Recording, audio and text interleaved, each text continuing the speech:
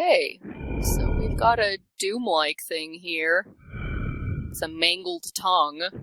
So for those of you who don't know, this is a game based on a book that you can go down to the bookstore and buy, and comes with, I think, a set of dice, and it's a choose-your-own-adventure book.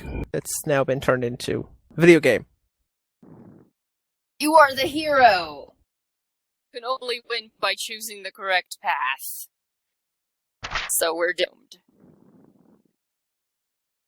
Alright, let's get to the... Yeah, keep going. going. Yeah, adventure. Alright. We're gonna do this the right way. Okay, so, you gotta roll your stats.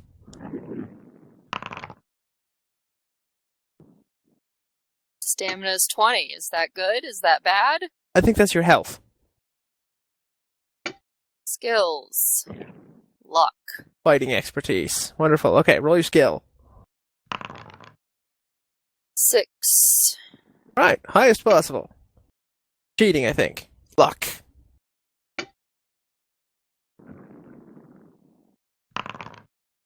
Now, the luck number, I believe, goes down every time you use it. So if you reroll an attack so that you do more damage, or you reroll defense so that you take less damage, your luck drops. Okay. Potion of skill, potion of strength, or potion of fortune? Let's do a potion of skill. I like being skillful.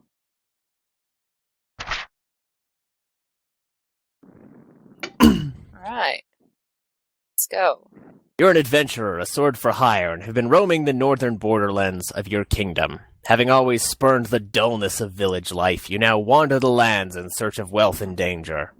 Despite the long walks and rough outdoor life, you are content with your unknown destiny. The world holds no fears for you, as you are a skillful warrior, well practiced in the art of slaying evil men and beasts with your trusty sword. Not once during the last 10 days since entering the northern borderlands have you set eyes upon another person. This does not worry you at all, as you are happy with your own company and enjoy the slow sunny days, hunting, eating, and sleeping. It's evening, and having feasted on a dinner of rabbit, spit roasted on an open fire, you settle down to sleep beneath your sheepskin blanket. There's a full moon, and the light sparkles on the blade of your broadsword, skewered into the ground by your side. You gaze at it, wondering when you will next have to wipe the blood of some vile creature from its sharp edge. These are strange lands, inhabited by weird and loathsome beasts, goblins, trolls, and even dragons. As the flame of your campfire gently dies, you begin to drift asleep, and images of screaming green-faced trolls flicker through your mind. Oh God. Suddenly, in the bushes to your left, you hear the loud crack of a twig breaking under a clumsy foot. You leap up and grab your sword from the ground. You stand motionless but alert, ready to pounce on your unseen adversary. Then you hear a groan, followed by the dull thud of a body falling to the ground. Is it a trap? Slowly, you walk over to the bush where the noise is coming from and carefully pull back the branches. You look down to see a little old man with a great bushy beard, his face contorted with pain. You crouch down to remove the iron helmet covering his balding head and notice 2 crossbow bolts protruding from the stomach of his plump, chainmail-clad torso. Picking him up, you carry him over to the fire and stir the dying embers into life. After covering him with the sheepskin blanket, you manage to get the old man to drink a little water. He coughs and moans. He sits up, rigid eyes staring fixedly ahead, and starts to shout. I'll get them! I'll get them! Don't you fear, Gillibrand! Big Leg is coming to bring you the hammer! Oh yes, indeed I am! Oh, yes! The dwarf, whose name you presume to be Big Leg, is obviously delirious from the poison-tipped bolts lodged in his stomach. You watch as he slumps down again to the ground, then whisper his name in his ear. His eyes stare unblinkingly at you as he again starts to shout. Ambush! Ambush! Look out! Ah! The hammer! Take the hammer to Gillibrand! Save the dwarves! His eyes half close as the pain seems to ease a little, and as the delirium subsides, he speaks to you again in a low whisper. Help us friend, take the hammer to Gillibran. Only the hammer will unite our people against the trolls. We are on our way to Darkwood in search of the hammer, ambushed by the little people, others killed. The map in my pouch will take you to the home of Yaztromo, the master mage of these parts. He has great magics for sale to protect you against the creatures of Darkwood. Take my gold. I beg you to find the hammer and take it to Gillibran, my lord of Stonebridge. You will be well rewarded. That is the longest, most elaborate last words I have ever heard anybody saying. He's rather long-winded. Before I die, Let me recite the Gettysburg Address. Yep. Big Leg opens his mouth to start another sentence, but nothing comes out except his last dying breath. You sit down and ponder Big Leg's words. Who is Gillibran? Who is Ystromo? What is all the fuss about the dwarfish hammer? Dwarfish. Is that correct? Maybe? You reach over to the still body of Big Leg and remove the pouch from the leather belt around his waist. Inside, you find 30 gold pieces and a map.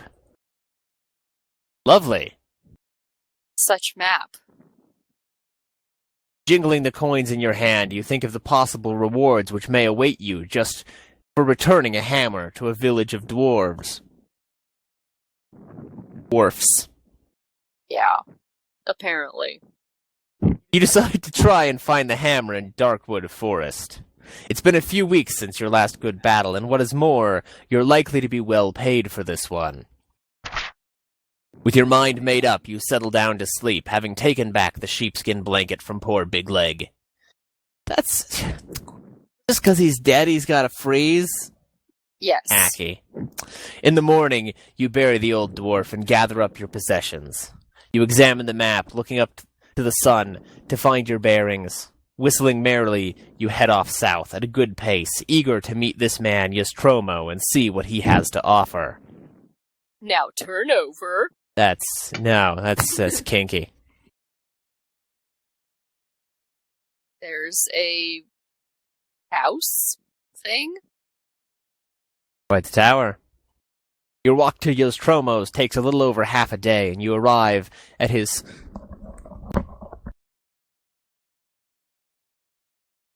Sorry about that.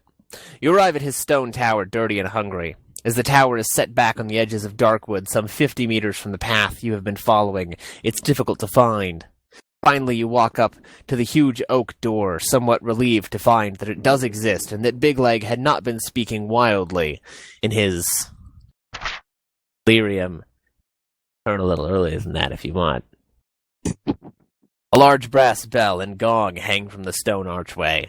As you ring the bell, a shiver runs down your spine. You realize that the loud bong invades a deep silence which you had not noticed before.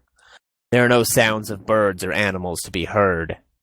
You wait anxiously at the door and hear slow footsteps descending the stairs from the tower above. A small wooden slot in the door slides open and two eyes appear and examine you. Well, who are you? Demands a grumpy voice through the hole. Very grumpy. Try again. Well, who are you? Demands a grumpy voice through the hole. You answer that you're an adventurer in search of the Master Mage Ystromo, intending to purchase magical items from him to combat the creatures of Darkwood Forest. Oh, well in that case, if you are interested in buying some of my merchandise, you had better come up. I am Ystromo. He then turns and slowly climbs the stairs.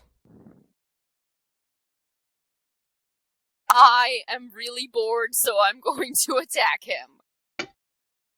As you draw your sword, Ystromo turns around and casually advises you not to be foolish, as his magic is great.